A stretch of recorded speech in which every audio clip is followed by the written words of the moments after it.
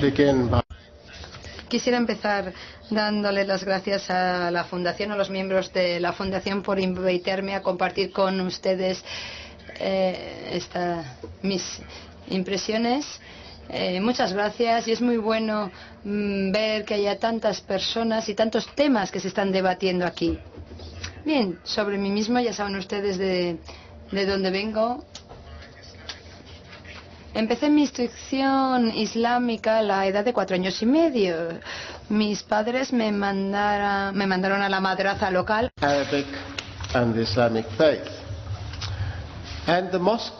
Y a la mezquita a la que iba, en el país donde nací, no había ningún tipo de violencia en esa mezquita. No había ningún vínculo entre el Islam, el terrorismo, la violencia, la Sharia absoluta. Lo que aprendimos eran cuestiones básicas. Aprendimos a leer el Corán. Tengo un sustrato pakistaní, tengo orígenes pakistaníes.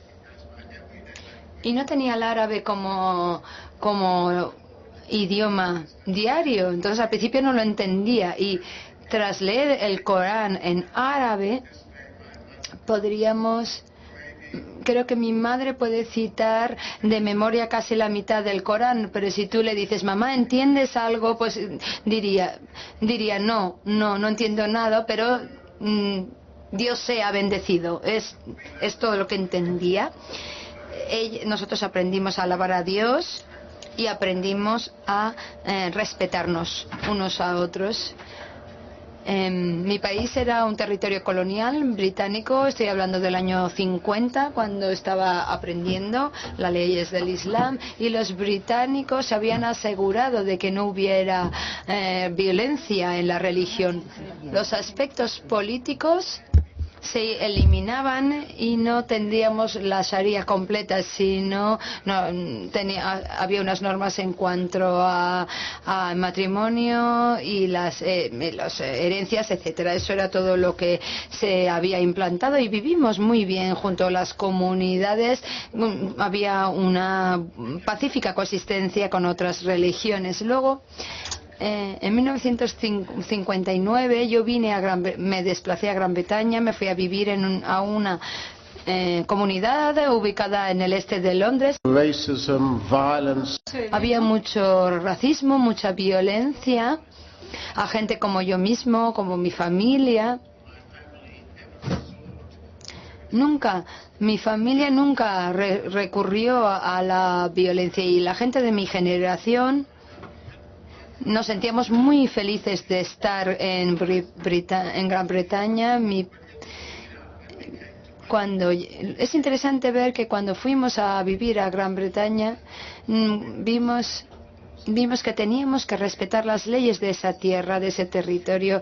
Queríamos ser asimilados, o intentábamos ser asimilados en la sociedad para convertirnos en buenos ciudadanos, y también teníamos la intención de apoyar al país en todo lo que hiciera. La gente de mi generación es muy diferente, sobre todo comparado con la actualidad o con los asiáticos, gente del Caribe o del este de África. To give you that background. Quería darles esta explicación inicial. En mi carrera profesional, ya saben que he formado parte del ejército, he estado en Irak, en Afganistán, y también analizamos la presencia de los soldados británicos en el terreno, y también pues queríamos entender qué es lo que estaba pasando.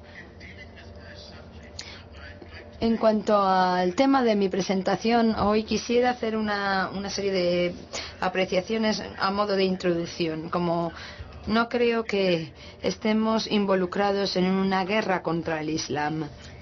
Del mismo modo, es necesario reconocer y aceptar que la ideología que está vinculada a la religión del Islam tiene que tenerse en cuenta. No podemos dejarla de lado en absoluto. No podemos quitarle importancia a la función de la ideología religiosa en el contexto violento actual que vivimos en todo el mundo.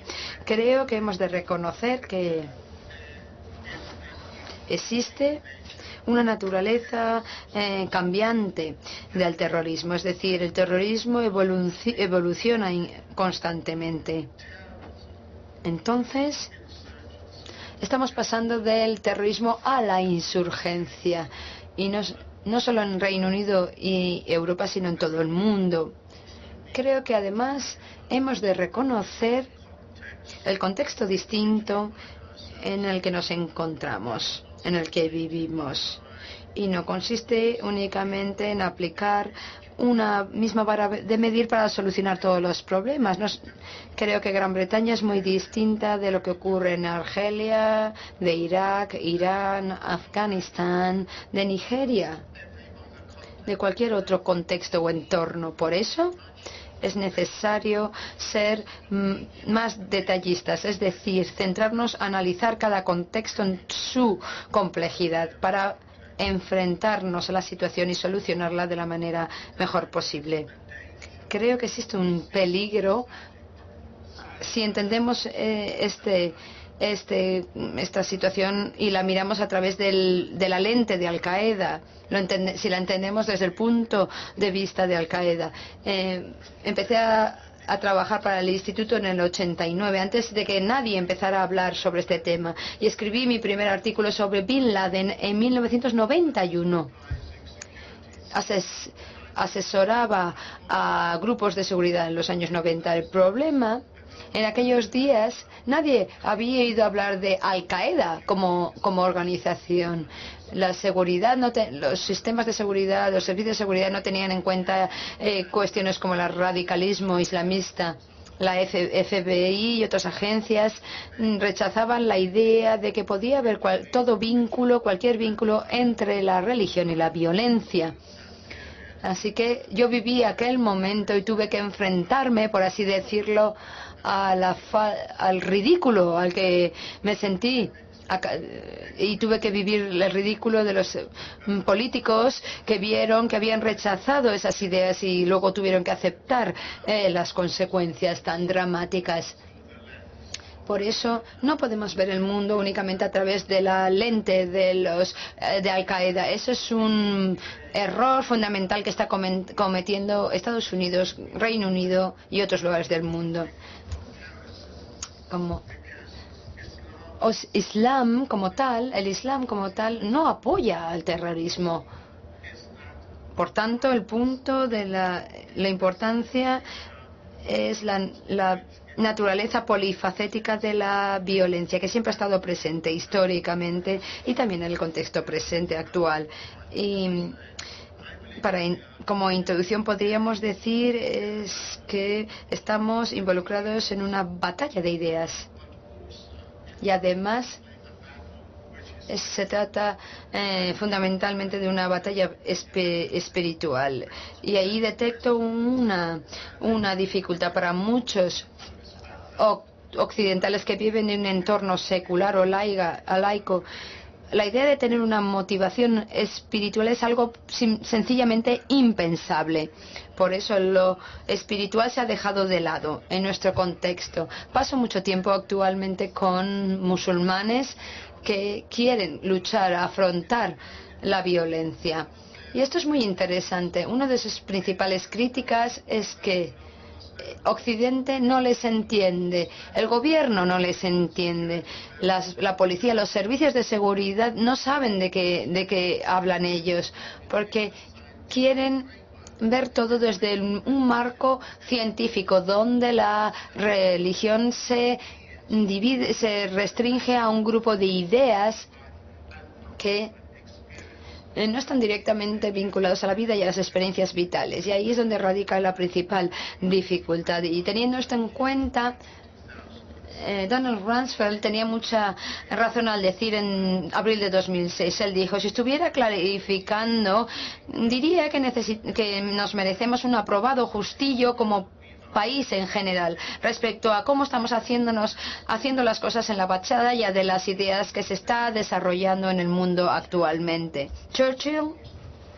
también tenía mucha razón al decir, por muy absorbido que pueda estar un comandante en la elaboración de sus pensamientos, en ocasiones será necesario tener en cuenta al enemigo. Como digo, pasé parte de mi carrera profesional en el ejército como asesor cultural. Colaboré con el Ministerio de Defensa en los conflictos de Irán y Afganistán, y también he trabajado para la OTAN. La cuestión de entender la cultura, la mentalidad, la psique, se ha convertido en un punto absolutamente esencial para entender el modo de contrarrestar las guerras. Por eso contratamos antropólogos, asesores culturales, pero para entender las cuestiones culturales hay que reconocer la naturaleza multidimensional de la cultura. Los antropólogos clásicos hablarían de la cultura como un ente del que se deriva la religión. Una posición no occidental hablaría de la religión y a partir de ahí nacería la cultura. Es decir, todo tiene que ver del lugar de donde provienes. Responder a la ideología terrorista requiere la comprensión de sus objetivos, motivaciones y raíces ideológicas.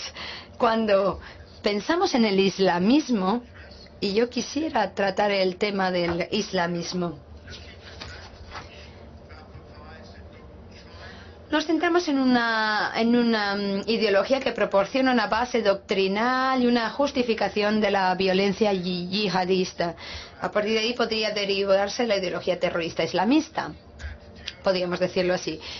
Considerando el terrorismo y la ideología islamista, yo diría que el terrorismo internacional llevado a cabo por los musulmanes en realidad una pequeña parte visible de un movimiento ideológico mucho más amplio. El islamismo o el islamán político, el islam fundamentalista, sea cual sea el término que ustedes quieran emplear, opera en todos los ámbitos de la existencia humana y de la sociedad.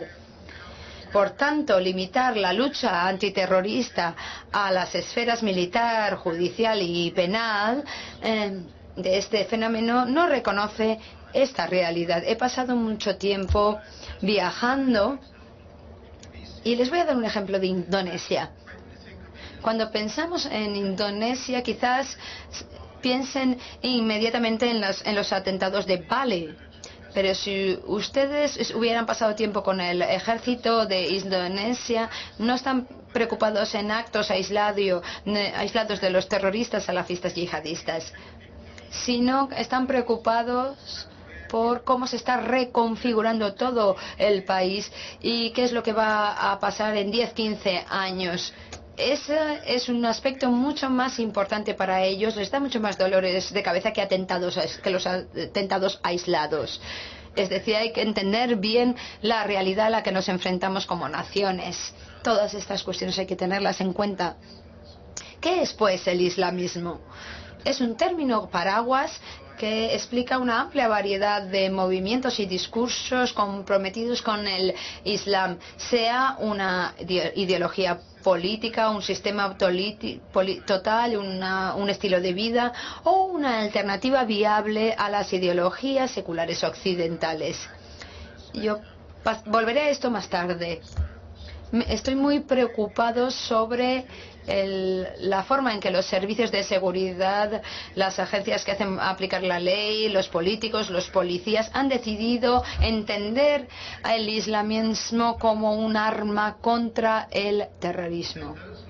Hay quienes dicen, y lo dicen en inglés, sí, si comes con el demonio necesitarás una cuchara muy grande. Yo diría, si comes con el demonio, asegúrate de que no te envenene.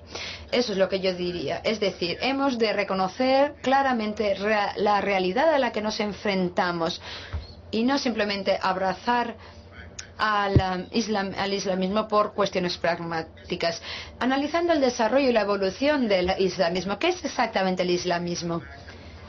Tenemos que ir atrás para analizar sus orígenes, hemos de ir a los diccionarios históricos, al Islam clásico.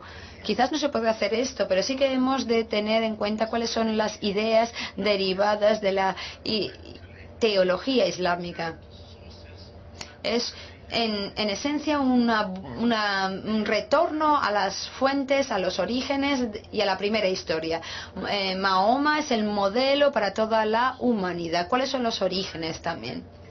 He escrito diversos libros y uno tiene que ver con la estrategia militar islámica en el primer periodo. Y si leemos escritos contemporáneos, vengan del gobierno de Pakistán o los libros de textos clásicos para el ejército pakistaní o las lecturas de los terroristas, veremos que la manera en que Mahoma luchó es cada vez más ambigua. Es decir, hay muchas explicaciones de sus posiciones. Y si leemos la versión saudí del Corán, que es quizás la versión más popular del Corán actualmente, que ha sido traducido a muchos idiomas, encontraremos una declaración del jefe de justicia que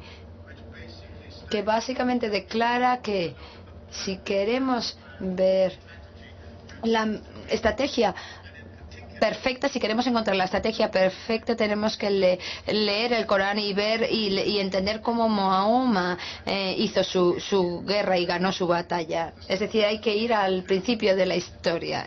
Hablaba también de un retorno a los orígenes. Realmente no sabemos mucho de Mahoma, salvo que creo que fundó el Islam. Leyendo solamente el Corán, a lo mejor no lo entendamos, pero actualmente entender el Corán y la importancia que tiene actualmente. Si vamos al este de Londres, en verano en todos los jardines musulmanes tendremos a los chavales estudiando y leyendo estos textos. Un joven quiso saber cómo vivíamos nuestros días en nuestras comunidades. Es decir, hay que entender que esta literatura, estos textos han tenido una influencia muy importante. La cuestión de las guerras civiles se entienden como modelos para el futuro. Es decir, hay ecos de todo ello en los escritos contemporáneos. El Islam clásico y el término de la Sharia completa, que tiene 6 elementos principales y que se tienen que implantar en todo caso en el contexto de un Estado islámico. El renacimiento, los movimientos que intentan renovar, una renovación puritana.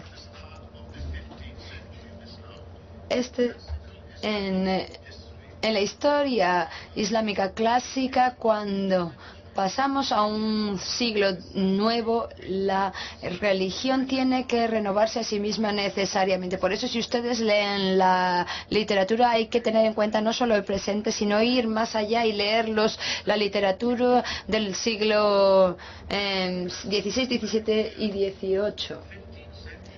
El siglo XV fue un siglo determinante, fue el último siglo en el que se ganaron las grandes batallas y se consiguieron las grandes victorias. Luego hemos de analizar la violencia en la historia islámica, las guerras civiles que tenían que ver con las autoridades, la Sunni Shia, aquellas que tenían que ver con el retorno a la pureza, las Harijis, aquellos que tenían que ver con las dinastías, con cuestiones étnicas o tribales, aspectos geopolíticos. Se hacían muchas guerras sobre muchas bases y hay que entender bien esas guerras y también las guerras de conquistas y de expansión que ayudaron a reconfigurar el pensamiento contemporáneo. Por supuesto, nos podemos centrar en autores como Al-Banna, Sayyid Qutb, etc. Hay que tener en cuenta las aportaciones fundamentales de estos autores, sobre todo aquellos que lucharon contra el colonialismo, en particular el colonialismo británico o el francés. Los escritores, sobre todo a finales del siglo XIX y principios del siglo XX, desempeñaron una función muy importante. Vamos a ver la cosmovisión islamista. Tienen una visión del Islam como inherentemente política, la unidad de la religión donde no hay dicotomías, la unidad de religión y del Estado. El Estado es la mejor herramienta para implantar la Sharia, es decir, hay que ganar poder en el Estado y utilizar este poder coercitivo para hacer valer la Sharia. Esto solo puede ser posible bajo dominio islámico. Es decir, el Corán y la Sharia contienen la fórmula para un sistema político y social completo. Es decir, los islamistas están unidos en su visión panislámica de la Umma global como locus de su lealtad. Esta visión del mundo es teocéntrica, es decir, todo el universo está sometido a Dios y a su voluntad. También tiende a ser antisecular, es decir, hay un rechazo a la separación occidental de religión, de la vida pública, la política y del Estado. También es antioccidental e iconoclasta por su celo por destruir a todos los ídolos hechos por el hombre. También es puritana, intenta reformar la religión degenerada, lucha contra las supersticiones, se ve como una revolución. Se considera la protesta de los pobres y los oprimidos, los condenados de la tierra. Por tanto, se ve como una violencia purificadora, una teología de la liberación, una visión del tercermundista. En última instancia es utópico. Es una visión holística y naif de la bondad inherente del hombre que florece bajo un sistema islámico mundial totalitario que asegura la voluntad de Dios sobre la tierra. Está centrada en la Sharia, que es el único criterio de legitimidad. También tiene dicotomías binarias, oposiciones, lo bueno frente a lo malo, Dios frente a Satán. Todo el mundo tiene que elegir, no existen terrenos neutrales, no hay civiles inocentes. También está llena de teorías de la conspiración, de los chivos expiatorios, identificar enemigos malvados que siempre, en todo momento y en todo lugar, intentan destruir el Islam. Básicamente es una batalla permanente. Es una lucha constante a la manera de Dios. En un nivel están en guerra contra Occidentes, porque hay dos ideas que no pueden reconciliarse jamás. Hay un conflicto en el mundo islámico. Tenemos la mezquita frente a McDonald's. Y también tenemos una batalla contra Occidente, porque ¿qué cosmovisión va a ganar? ¿Una visión con Dios en el centro o otra visión donde el hombre está en el centro? También esto supone una serie de problemas, ya sea en Irak o en Afganistán, en cualquier lugar. ¿Por qué las estrategias de Bush estaban condenadas a fracasar? Porque intentaba imponer la ideología occidental en un mundo islámico. ¿Cuáles son las bases ideológicas del Islam? Tiene que ver con una visión de Dios unitaria e uniforme, el universo y la sociedad, un Dios, un pueblo, una ley. Las leyes físicas de Dios se imponen sobre el universo y del mismo modo la ley religiosa de Dios se impone en la sociedad. ¿Cómo se hace esto? A través de la soberanía de Dios que implementa su unidad. Por tanto, esto se entiende como algo similar a algo que ocurrió en los tiempos de Mahoma o antes. Antes de Mahoma hubo un periodo preislámico de ignorancia, paganismo e inmoralidad y fue destruido con la llegada de Mahoma. Este periodo, la Jahiliya, tiene que destruirse allí donde florezca, allí donde se encuentra. Por eso el neopaganismo occidental tiene que combatirse con todos los medios posibles. Tiene que aniquilarse hasta que la verdadera fe se establezca, el Islam. Esto aparecido en juicios recientes en Reino Unido. Los vídeos de martirios siempre dicen: todos los musulmanes, prestad atención, libraros de las garras del kufar antes de que os consideren como parte de ellos. No os sentáis contentos con vuestras viviendas sociales, vuestros negocios y vuestro estilo de vida occidental. Luego tenemos el takfir, que es una doctrina prematura en Islam. Tiene que ver con el hecho de que los musulmanes para que el Islam se expanda y ocupe otras civilizaciones. Así que se dijo que los musulmanes eran cada vez más impuros, había que volver al desierto para reencontrarse a sí mismos. Se desarrolló así el concepto del takfir, porque se podía llamar a un musulmán apóstata, y al declararle apóstata se le podía asesinar, se le podía matar. Es decir, separar lo bueno de lo malo. Estos juicios forman parte del pensamiento contemporáneo. La idea aquí es que debe haber una separación entre el bien y el mal, entre las personas, instituciones, sociedades y regímenes malvados. Tienen que estar separados en sentido espiritual y físico. Para ello es necesario participar en la yihad, de la guerra militar. El término original del yihad, la idea que estaba detrás de ello era positivo. Yihad significa luchar, pero en el sentido positivo, para conseguir un objetivo legítimo. Pero estas yihads pueden ser tanto defensivas como ofensivas en la actualidad, y se han convertido en el sexto pilar porque se ha convertido en una imposición, es algo obligatorio. Por eso, en la actualidad, las prescripciones de la Sharia nos obligan a hacer la yihad. No encontraréis paz ni seguridad en vuestros territorios hasta que dejen de interferir en nuestras tierras. Serán asesinados como ustedes asesinas. También se aboga en favor de la guerra defensiva, pero también de la ofensiva. Se considera que se han roto todos los pactos. Por eso los objetivos para la yihad han ido evolucionando. Históricamente los musulmanes, los objetivos eran internos, apóstatas, los sectarios, los herejes, los apóstatas, y también los infieles, es decir, los objetivos externos. Los estados no musulmanes. En el Islam clásico, los judíos no eran objetivos de guerra. Por eso esto se ha convertido en un concepto muy importante.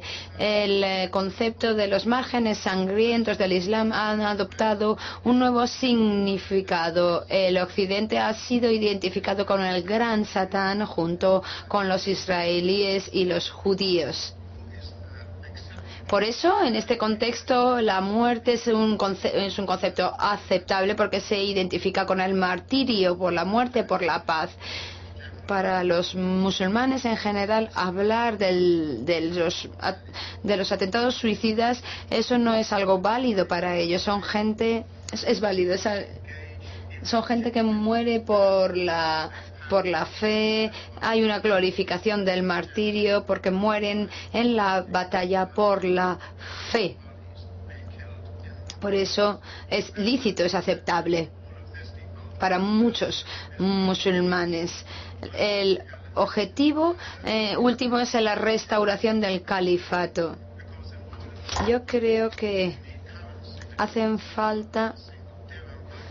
necesitamos una serie de principios, y no creo que esto vaya a darse en el mundo moderno. Es decir, esta visión utópica del califato existe, pero no creo que sea una realidad. Bien, tenemos una serie de fuentes de la ideología islámica clásica, es lo que marco en verde. Tenemos la historia islámica, los movimientos puritanos, el takfir, el islamismo y la crítica del occidente y de la modernidad. Todo esto son factores que juegan una importancia en la propaganda, en los medios de comunicación, en las redes que se crean, y también tenemos están alimentados estos movimientos por el resentimiento, la pobreza, las disputas nacionales étnicas por las guerras en Irak, en Afganistán. Los objetivos son muy sencillos: la restauración de la vida islámica en una sociedad islámica gobernada por el credo islámico bajo la concepción islámica. Y esto incluye la restauración de la gloria y el poder musulmán. Por eso Andalucía ahora es un tema candente en el pensamiento musulmán. Es decir, quieren que Andalucía vuelva a lo que era antes, restaurando el régimen que había, el califato, para debilitar a Occidente, para luchar contra y eliminar a todas las fuerzas no islámicas, para construir una infraestructura musulmana en Occidente que se expanda para crear ese califato. En cuanto a los métodos y tácticas, los movimientos islamistas de línea de corriente principal son un semillero del cual surgen los grupos terroristas y que seguirán viviendo en una relación simbiótica, ya sean movimientos salafistas, wahabistas. Hay en los 20 años últimos, desde 1999, ha habido una serie de definiciones que llegan y se van, que cambian y son muy distintas. Es bueno saber que tenemos la hermandad musulmana, las nuevas versiones del Ahl y Hadith, de los nuevos grupos chiitas. Está clara la definición de estos grupos. Hay un deseo de nutrir una cultura de victimismo, de alienación y desesperación. Hay un antioccidentalismo en todos los estados musulmanes, unido a la propagación de la propaganda antisemítica, anticristiana y teorías de la conspiración, para así manipular los agravios locales como un peldaño en el camino hacia una cosmovisión islamista global. Para pasar a una completa islamización es necesario desestabilizar para luego crear, y se ha hecho muchos trabajos aquí. Hombres como Fatala, si analizamos sus obras, creó un partido en Irak. Podríamos decir que es arquitecto ideológico de Hezbollah y ahora es uno de los pensadores estratégicos en Reino Unido. Tenemos esta desestabilización de estados en diferentes estados, en Kosovo, en Filipinas, en Palestina, en Chechenia, etcétera. Y incluye demandas o exigencias para que se haga valer la Sharia en muchas regiones para llevar a la independencia o la autonomía. Se están aprovechando los cambios demográficos. Les voy a dar dos ejemplos. Vemos Sabah, hace 10 años, todo el contexto de Malasia o Papúa Occidental. Se están produciendo cambios demográficos muy importantes.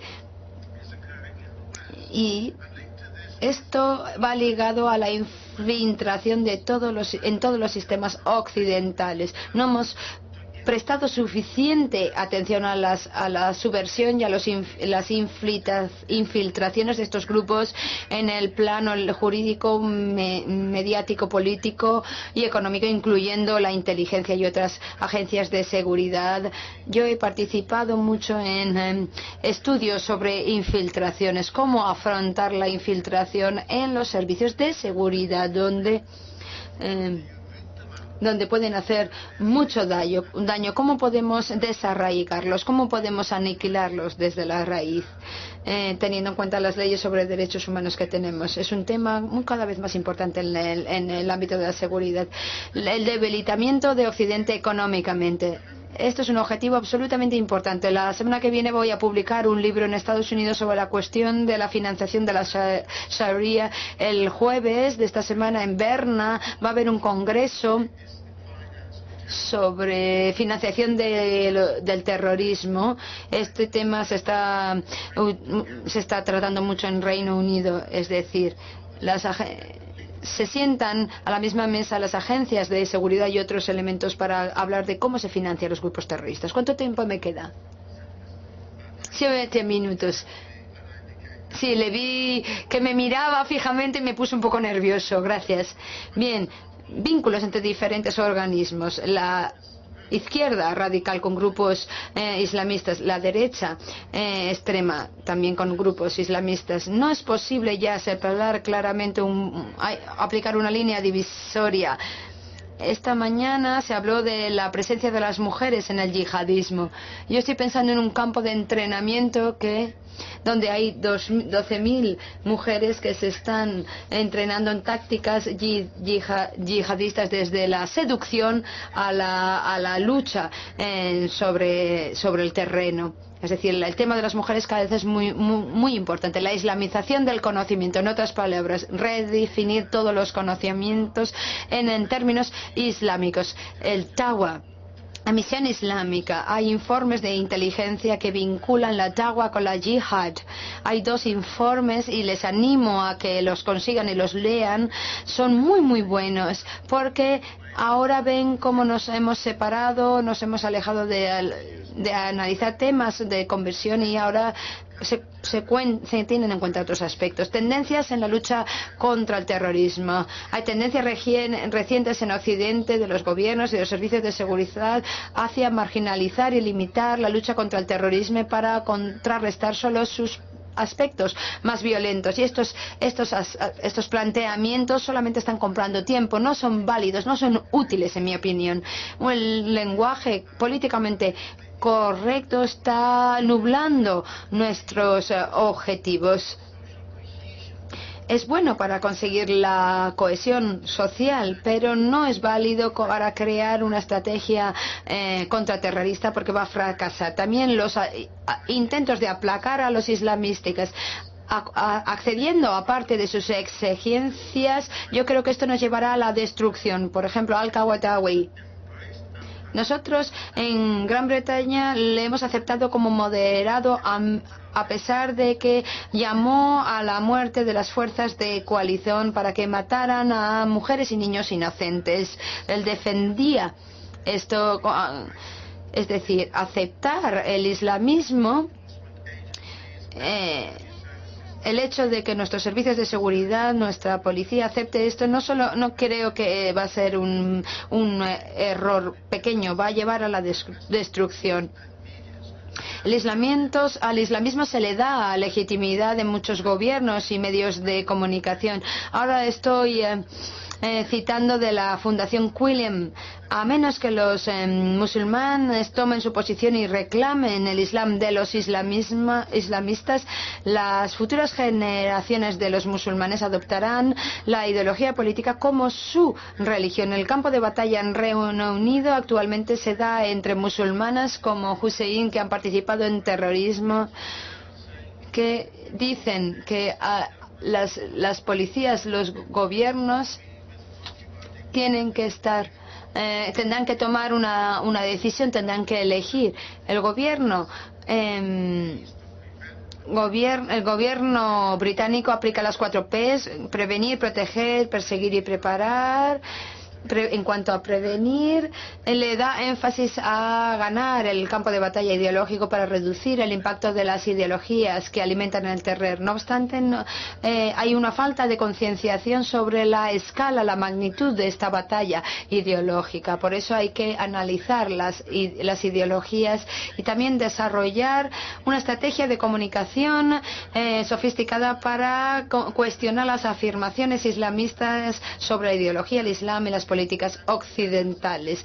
Del mismo modo que el terrorismo islámico es polifacético, opera en muchos niveles, la respuesta también tiene que ser polifacética y actuar en muchos niveles: económico, político, diplomático, intelectual, ideológico, mediático y militar. Todos estos elementos tienen que tenerse en cuenta de manera holística. Se tienen que presentar como una estrategia integrada. Hace falta una cooperación útil entre las diferentes fuerzas de seguridad, los gobiernos y el ejército. La estrategia requiere una planificación y un compromiso a largo plazo, que hace falta que entendamos esta lucha como una lucha que va a durar durante décadas.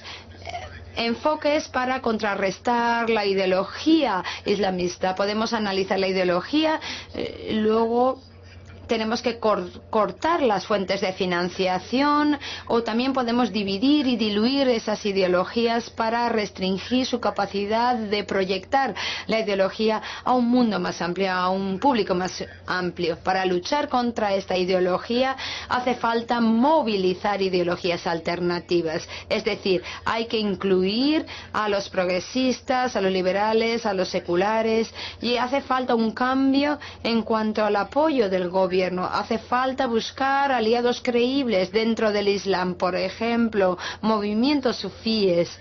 En algunos contextos quizás sea necesario considerar que la mejor alternativa es que haga falta apoyar grupos tribales o tradicionalistas allí donde no haya progresistas o liberales. Hemos de movilizar ideologías alternativas que eviten el apoyo a los islamistas, que aparentemente son moderados. No, es decir, no nos atacan. No se puede decir que no nos ataquen a nosotros, pero que se puede atacar al resto del mundo. Esta ha sido la política británica desde los 80 y no creo que sea lo suficientemente buena para luchar contra esto. Hace falta reformar las actitudes musulmanes hacia la yihad, la sharia, la religión y el Estado, porque así podremos atacar la ideología terrorista en su núcleo. Hay que luchar contra la interpretación literal de las fuentes, especialmente la yihad, el califato de los no musulmanes. Hay que apoyar a grupos que intentan debilitar la autoridad de la hadith. Hay que negar la validez de sus aspectos militares y violentos. Hay que apoyar la reforma de la visión musulmana de Mahoma. Los gobiernos tunecinos y marroquíes están intentando hacerlo, y también en Indonesia. Hay que minar la ideología en las sociedades musulmanas, también fomentar un nuevo Islam reformado, fomentar estados musulmanes que estén a favor de Occidente, que sean más seculares, aunque no creo que esto se pueda conseguir, en mi opinión. Una vez que se identifican las ideologías idóneas, tendrán que recibir un apoyo decidido, valiente. Dividir y diluir los islamistas. Hay que neutralizar a los irreconciliables y tener de nuestro lado a los reconciliables. Eso significa, por su tener en cuenta la infiltración de los grupos terroristas. Hemos de explotar las rivalidades, las disputas ideológicas entre ellos. Hay que identificar, aislar, neutralizar y además negociar. Tenemos que cortar toda fuente de apoyo financiero, social y político. Hemos de restringir la capacidad de los terroristas de proyectar su ideología a un público más amplio, es decir, participar en una batalla mediática. En el contexto militar, la OTAN está fallando, no está funcionando en Afganistán. Hemos de cambiar la narrativa. Sabemos cómo escribir nuestra propia narrativa, que puede cambiar las cosas. Hemos de desarrollar un nivel de sofisticación que ahora no tenemos, pero que podemos conseguirlo. En conclusión, hay que concienciar y hay que tener la voluntad de enfrentarse la legitimidad con la que la ideología islamista pretende derivarse de la teología islámica clásica. El éxito con el que los islamistas han conseguido integrar su mensaje en el Islam de corriente principal. En tercer lugar, hay que tener en cuenta la sofisticación de los enfoques islamistas respecto a la propaganda de los medios. 4. La yihad multifacética se está luchando, se está manteniendo en muchos frentes por los islamistas, y también hay una voluntad por parte de los islamistas de hacer una guerra a largo plazo de ideas.